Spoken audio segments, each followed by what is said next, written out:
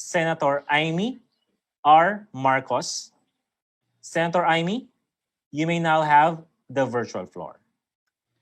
Thank you very much, and good afternoon to everyone. Our moderator, of course, the guy who invited me, DJ Roel Barba, magkamag-anak pa tayo via Ilocos Norte, Attorney La Luces, Attorney Teodoro Pascua, and of course my good friend, Yusek Lisa Dino, is probably better updated to discuss the film industry than I am. Allow me to just make some comments on what has occurred in the past cataclysmic, indeed, months. As we well know, the Intellectual Property Office is a self-sustaining agency in the Philippine government. And unfortunately, like most of its other similar offices that rely on income from filing fees and so on, the IPO has seen a plummeting collection, and 11% of your target income has gone down. So many have fallen ill. Indeed, we are unable to go to office, and so much work continues to pile up, and the long dreaded wait for a patent from IPO, the copyright delay continues to overwhelm us. There seems to be nothing but bad news. Truly, it has been said, these are the worst of times. On the other hand, I prefer to see that the worst of times could also, as Dickens would have it, be the best of times. The best of times because finally, the IPO has activated a copyright registration online in July 15. At last, we have entered into the digital age, and perhaps this pandemic is the push that we needed to finally digitize the entire effort to provide intellectual property ownership, registration, and find that we can at last prosecute as well as compensate those who truly own and deserve compensation.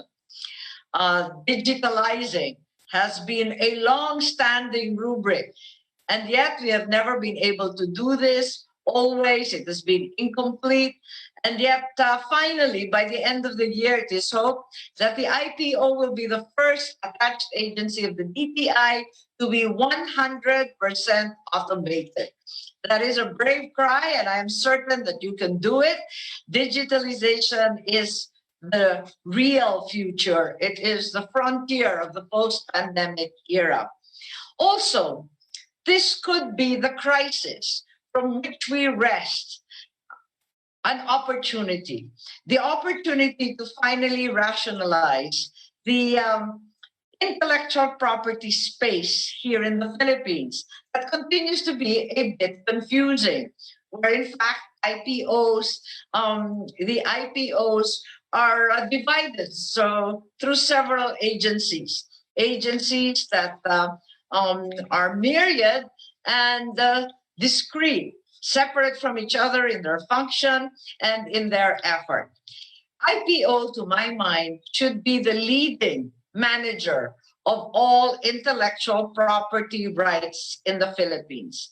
And yet we know that the National Library continues to be the repository of certain rights, as well as other offices in the DTI for trademarks, for logos, for brand names.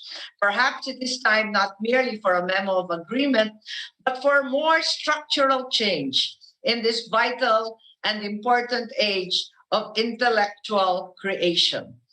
It is important that we stay ahead of the curve and take the pandemic not on its miserable and tragic face merely, but in the sense that this too could be an opportunity to not only digitize, but rationalize intellectual property in the Philippines. Also, in addition, I think there is an opportunity with the digital endeavor to finally put an end to the so-called Asian definition of copyright.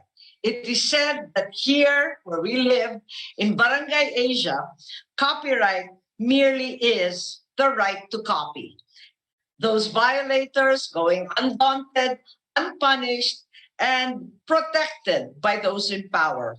Perhaps with the digital framework finally in place, we will be able to police piracy, prosecute all those who steal property created from intellect and art, and finally bring to fruition a new age of creation and innovation here in the Philippines. Today, indeed, it is a brave new world. The definition itself of intellectual property must be broadened to include that vast welter of self-created, user-generated content coming from everywhere, from social media, in the discussion of TikTok, who owns all those dances, all those amusements, all those musical scenarios. Certainly, it is important that we understand that social media and influencer economics is necessary in the great understanding of what intellectual property can be. Certainly, it is necessary too that greater blockchain integration, that there should be greater blockchain integration with intellectual property. We cannot be left behind by progress.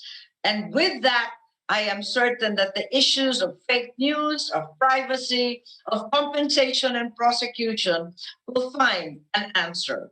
In games, I am particularly fond of game development as I started in film and animation very, very early on. Are computer programs and algorithms, are they copyrightable? Are there copyrights for game storylines, for algorithms, for music, for artwork, for graphics, for game maps? Are these properties that can be owned by one person? I believe they can. And indeed, COVID's constant streaming of all sorts of intellectual property, untrammeled and unheeded, merely highlights the vulnerability of these social media creations to theft and to exploitation. Certainly, it is important that we come to this post-pandemic age well prepared, geared up, and entirely clear that we will at last be able to get ahead of our own IP. Finally, I have filed a bill called the Creative Industry Law here in the Senate.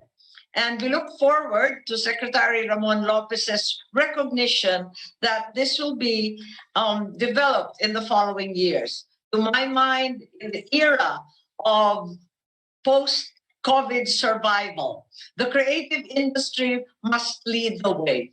It is certainly one of the points of light, and we are very, very much in the lead for many, many aspects. However, a total mind change is important. A complete paradigmatic overhaul and transformation is essential in our creative industries so that we will no longer be mere service contractors, but more importantly, as our agency has said, derive original copyright, new Filipino content from all the artists, scientists, designers, and innovators here in the Philippines.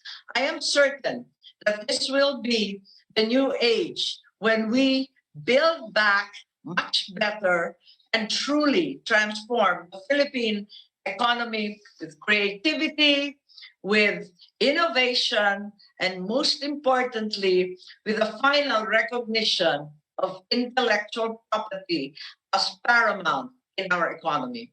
To all of you, thank you very much, and you can be certain to count on me for all future endeavors in this brave new world. Our creative workers will be needing jobs and social protection. Our startups will need stimulus packages and cheap loans. Our recovery must be planned as soon as we can so that all the artists and innovators and scientists of the Philippines are not only protected, but more importantly, developed, recognized, and compensated. To all of you, good afternoon. Thank you very much. Maraming salamat po